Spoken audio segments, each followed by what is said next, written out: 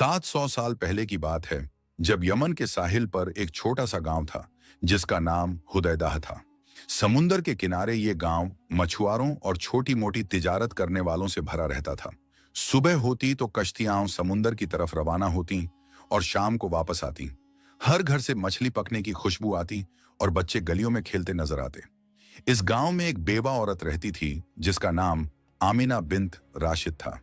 उसकी उम्र 25 साल थी मगर तकलीफों ने उसे उम्र से ज्यादा बूढ़ा बना दिया था। उसका शौहर 3 साल पहले समुंदर में कश्ती डूब जाने से मर गया था। उसके साथ उस घर में उसकी 2 बेटियां थीं। बड़ी का नाम जहरा था जो 11 साल की थी और छोटी का नाम मरियम था जो सिर्फ 7 साल की थी। आमिना हर रोज सुबह उठती, फजर की नमाज पढ़ती और फिर समुंदर के किनारे जाकर सीपियां और मछलियां ढूंढती। जो कुछ मिल जाता उसे बाजार में बेचती और उस पैसों से अपनी बेटियों का पेट पालती। कभी कभी रात को जब बेटियां सो जाती तो आमिना अपने शौहर की याद में रोती और अल्लाह से मदद मांगती। गांव के लोग आमिना को बहुत इज्जत की नजर से देखते थे। हर कोई जानता था कि ये औरत कितनी मेहनत से अपने बच्चों को पाल रही है। मगर गांव में कुछ लोग ऐसे भी थे जो दूसरों की तकलीफ से खुश होते हैं। एक दिन गांव में एक अजनबी आदमी आया। उसका नाम अब्दुल्लाह इब्न सुलेमान था और वो बगदाद से आया हुआ ताजिर था। उसकी लंबी दाढ़ी थी, कद लंबा था और उसकी आंखों में एक अजीब सी चमक थी जो इंसान को यकीन नहीं दिलाती थी। वो गांव के सबसे बड़े सूदखोर हमजा की हवेली में ठहरा। अब्दुल्लाह ने जब आमिना को देखा तो उसके दिल में एक शैतानी ख्याल आया। उसने हमजा से पूछा, ये बेवा औरत कौन है जो रोज समुंदर के किनारे भागती फिरती है? हमजा ने जवाब दिया, ये आमिना है, बहुत नेकी दिल औरत है, अपने बच्चों को बहुत मुश्किल से पाल रही है। अब्दुल्लाह मुस्कुराया और बोला, मैं इसको मदद करना चाहता हूं, तुम उसे मेरे पास भेजो। अगली सुबह जब आमिना बाजार में मछली बेच रही थी तो हमजा उसके पास आया और बोला, आमिना, एक ताजिर बगदाद से आया है, वो तुमसे मिलना चाहता है, शायद तुम्हारी मदद कर सके। आमिना को शक हुआ मगर गरीबी ने उसे मजबूर कर दिया। वो जहरा को घर पर छोड़कर हमजा के साथ चली गई। अब्दुल्लाह की हवेली में पहुंचकर आमिना ने हिजाब ठीक किया और नजरें नीचे कर लीं। अब्दुल्लाह बैठकर कहवा पी रहा था। उसने आमिना से कहा, मेरी एक ताजिर को जरूरत है किसी ऐसी औरत की जो मेरे लिए यमन के सबसे खास मोती ढूंढ कर ला सके। समुंदर के गहरे हिस्सों में एक खास किस्म की सीपियां मिलती हैं जिनमें लाल रंग के मोती होते हैं। अगर तुम वो मोती लाकर दे सकती हो तो मैं तुम्हें इतना सोना दूंगा कि तुम्हारी बेटियां कभी भूखी नहीं सोएंगी। आमिना ने हैरानी से पूछा, मगर वो गहरे पानी में कैसे जाऊं? मैं तो सिर्फ किनारे पर जाती हूं। अब्दुल्लाह ने एक थैला आगे किया जिसमें कुछ सोने के सिक्के थे। ये तुम्हारे लिए एडवांस है, मुझे सिर्फ 3 मोती चाहिए, 3 दिन में ला दो वरना ये पैसे वापस करने होंगे सूद के साथ। आमिना के दिल में डर आ गया मगर वो क्या करती। उसने थैला ले लिया और वापस चली गई। रात को जब जहरा ने देखा कि उसकी अम्मी उदास हैं तो उसने पूछा, अम्मी क्या हुआ? आमिना ने सारी बात बता दी। जहरा थोड़ी देर खामोश रही, फिर बोली, अम्मी, मैं तुम्हारे साथ चलूंगी, हम दोनों मिलकर वो मोती ढूंढ लेंगे। अगली सुबह आमिना और जहरा समुंदर के किनारे पहुंचे। दूसरे मछुआरों ने उन्हें देखा तो हैरान हुए। एक बूढ़ा मछुआरा जिसका नाम सलीम था वो उनके पास आया। आमिना बेटी, तुम यहाँ क्या कर रही हो? गहरे पानी में जाना खतरनाक है। आमिना ने उसे सब कुछ बता दिया। सलीम का चेहरा गुस्से से लाल हो गया। अब्दुल्लाह ने तुम्हें धोखा दिया है। वो लाल मोती सिर्फ बहुत गहरे पानी में मिलते हैं जहां बड़ी बड़ी मछलियां और खतरनाक जानवर रहते हैं। कोई भी मछुआरा वहां नहीं जाता। मगर आमिना मजबूर थी। वो समझती थी कि अगर उसने वो पैसे वापस नहीं किए तो अब्दुल्लाह उसे कैद करवा देगा और फिर उसकी बेटियां किसके पास जाएंगी।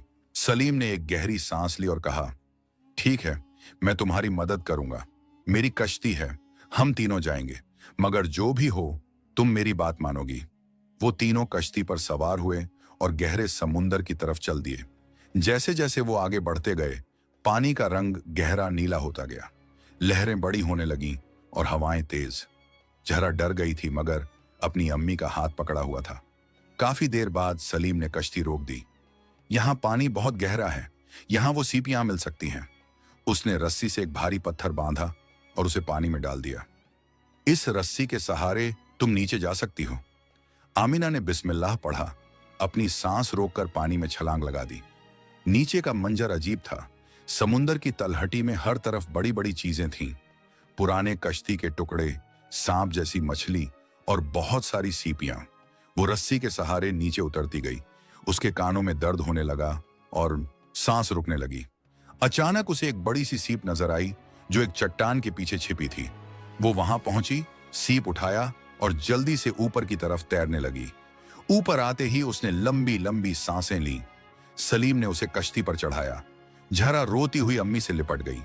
आमिना ने सीप खोली तो उसमें एक छोटा सा मोती था, मगर वो सफेद था, लाल नहीं। 3 दिन तक आमिना यही सिलसिला दोहराती रही। हर बार गहरा उतरकर मोती ढूंढती, मगर वो लाल मोती नहीं मिलते थे। तीसरे दिन जब वो फिर से नीचे गई तो अचानक उसके पैर में एक मछली ने काट लिया। दर्द से उसकी चीख निकल गई और पानी में हवा के बुलबुले बनने लगे। सलीम ने फौरन रस्सी खींची और आमिना को ऊपर लाकर कश्ती पर लिटाया। उसके पैर से खून बह रहा था। झहरा रो रही थी और आमिना की आंखों में आंसू थे, दर्द के नहीं बल्कि इस बात के कि वो अपनी बेटियों के लिए कुछ नहीं कर पाई। वो 3 वापस किनारे पर आए। आमिना के पास सिर्फ सफेद मोती थे, लाल एक भी नहीं। अब्दुल्लाह की दी हुई डेडलाइन खत्म हो चुकी थी। अगली सुबह अब्दुल्लाह खुद आमिना के छोटे से घर पर आया। उसके साथ हमजा भी था और कुछ सिपाही भी। कहाँ है मेरे लाल मोती? अब्दुल्लाह ने गुस्से से पूछा। आमिना ने जमीन पर सर झुका लिया। माफ करना, मैं वो मोती नहीं ढूंढ पाई। मेरे पास सिर्फ ये सफेद मोती हैं। उसने चंद सफेद मोती आगे किए। अब्दुल्लाह ने वो मोती जमीन पर फेंक दिए। ये तो कचरा है, तुमने मेरा वक्त जाया किया। अब तुम मेरे सोने के सिक्के वापस दो, सूद के साथ, टोटल 10 सिक्के। आमिना के चेहरे से रंग उड़ गया। मेरे पास इतने पैसे कहां से आएंगे? अब्दुल्लाह की आंखें चमकी। तो फिर तुम्हें मेरा कर्ज उतारना होगा। तुम्हारी बेटी जहरा को मेरे साथ बगदाद चलना होगा। मैं उसे अपने घर में नौकरानी रखूंगा। यह सुनकर आमिना चीखने लगी। नहीं, कभी नहीं, मेरी बेटी को मैं नहीं दे सकती। सिपाहियों ने आमिना को पकड़ लिया और अब्दुल्लाह ने जहरा का हाथ पकड़ा। छोटी मरियम रो रही थी और गांव के लोग चुपचाप खड़े देख रहे थे। कोई भी अब्दुल्लाह के सामने बोलने की हिम्मत नहीं कर रहा था, क्योंकि वो एक ताकतवर ताजिर था। अचानक एक बुलंद आवाज गरजी। रुक जाओ! सबने मुड़कर देखा। एक बूढ़ा फकीर आ रहा था। उसके कपड़े पुराने थे, बाल सफेद थे और हाथ में एक लाठी थी, मगर उसके चेहरे पर एक नूर था और आंखें ऐसी थीं जैसे वो सब कुछ जानती हों। ये शेख उमर इब्न कासिम थे, जो पहाड़ों में रहते थे और कभी कभी गांव आते थे। लोग उन्हें बहुत इज्जत देते थे क्योंकि वो बहुत आलिम और नेक इंसान थे। अब्दुल्लाह, ये तुम क्या कर रहे हो? शेख ने पूछा। अब्दुल्लाह थोड़ा घबरा गया, मगर फिर संभल गया। शेख, ये औरत मेरा कर्जदार है, मैं सिर्फ अपना हक ले रहा हूं। शेख ने अपनी लाठी जमीन पर मारी। तुम्हारा हक? तुमने इस गरीब औरत को धोखे से फंसाया। तुम जानते हो कि लाल मोती उस गहराई में नहीं मिलते जहां मछुआरे जा सकते हैं। तुमने जानबूझकर उसे नामुमकिन काम दिया ताकि तुम उसकी बेटी को ले जा सको। गांव के लोगों में खुसुर फुसुर शुरू हो गई। सबको अब समझ आ गया था कि अब्दुल्लाह ने आमिना को धोखा दिया था। अब्दुल्लाह गुस्से में आ गया। शेख साहब, आप अपने काम से काम रखिए, ये मामला कानून का है। शेख मुस्कुराए। कानून? ठीक है, चलो काजी के पास चलते हैं, देखते हैं कि कानून क्या कहता है। पूरा गांव काजी की हवेली की तरफ चल पड़ा। काजी एक इंसाफ पसंद बुजुर्ग थे जो शरीयत के मुताबिक फैसला करते थे। जब उन्हें सारी बात पता चली तो वो बहुत गुस्से में आ गए। अब्दुल्लाह, तुमने जो किया वो हराम है। तुमने जानबूझकर इस औरत को ऐसे काम में फंसाया जो वो कर नहीं सकती थी। ये धोखा है और इस्लाम में धोखे की कोई जगह नहीं। तुम्हें ये सोने के सिक्के वापस करने होंगे और मजीद तमाम पैसों का मुआवजा भी देना होगा जो तुमने इस औरत का वक्त जाया करके नुकसान दिया। अब्दुल्लाह चिल्लाया। मगर मेरे पैसे? काजी ने अपना हाथ उठाकर खामोशी का इशारा किया। तुम्हारे पैसे तुम्हें वापस मिल जाएंगे, मगर मुआवजा देना होगा। और हां, अगर तुमने आगे से किसी गरीब को धोखा देने की कोशिश की तो तुम्हें सजा दी जाएगी। अब यहां से चले जाओ। अब्दुल्लाह ने चारों तरफ देखा, मगर कुछ न कर सका। उसे काजी का हुक्म मानना पड़ा। उसने आमिना को सिक्के वापस किए और कुछ मुआवजा भी दिया। फिर वो गुस्से में वहां से चला गया और कभी वापस नहीं आया। आमिना शेख उमर के पास गई और रोने लगी। अल्लाह आपको जजा एक खैर दे, आपने मेरी बेटी को बचा लिया। शेख ने मुस्कुराकर कहा, बेटा, ये तो अल्लाह का करम है, तुम घबराओ मत। जो इंसान नेकी और सब्र के रास्ते पर चलता है, अल्लाह जरूर उसकी मदद करता है। उस रात आमिना ने अपनी दोनों बेटियों को गले लगाया और बहुत देर तक अल्लाह का शुक्र अदा किया। मगर कहानी यहां खत्म नहीं होती। कुछ दिनों बाद शेख उमर ने आमिना को बुलाया और कहा, बेटा, तुमने इतनी मुश्किलों में भी सब्र किया। अल्लाह तुम्हारा इम्तिहान ले रहा था और तुम कामयाब हुई। अब तुम्हारा वक्त बदलेगा। उन्होंने आमिना को पहाड़ों की तरफ ले जाने का कहा। जहरा और मरियम भी साथ थीं। वो 4 घंटे चले और एक पुरानी गुफा के पास पहुंचे। गुफा के अंदर एक पुराना संदूक रखा था जिस पर खाक जमी हुई थी। शेख ने वो संदूक खोला। उसमें कुछ पुराने हुनर के औजान, कुछ किताबें और एक थैला था जिसमें असली लाल मोती थे।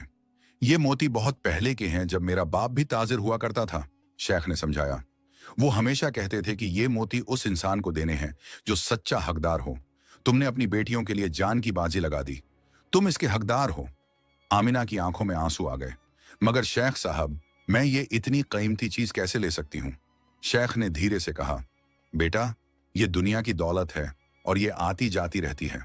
असली दौलत वो है जो तुम्हारे दिल में है, तुम्हारी नेकी, तुम्हारा सब्र, तुम्हारी इज्जत। ये मोती तुम ले लो और अपनी बेटियों को अच्छी तरबियत दो। उन्हें पढ़ाओ लिखाओ, नेक बनाओ और अल्लाह का खौफ सिखाओ। और हाँ, जब कभी तुम्हें किसी जरूरतमंद को देखने को मिले तो मदद जरूर करना। आमिना ने वो थैला लिया और शेख के हाथों को चूमा। अगले कई महीनों में आमिना की जिंदगी बदल गई। उन्होंने वो मोती बेचे और अच्छे पैसों में। फिर उन्होंने एक छोटी सी दुकान खोली जहां वो कपड़े और घर के सामान बेचने लगी। धीरे धीरे उनका कारोबार बढ़ता गया। जहरा को एक आलिमा ने पढ़ाना शुरू किया। वो कुरान याद करती और दूसरी बेटियों को भी पढ़ाना सीखती। छोटी मरियम भी मदरसे जाने लगी और बहुत तेज थी पढ़ने में।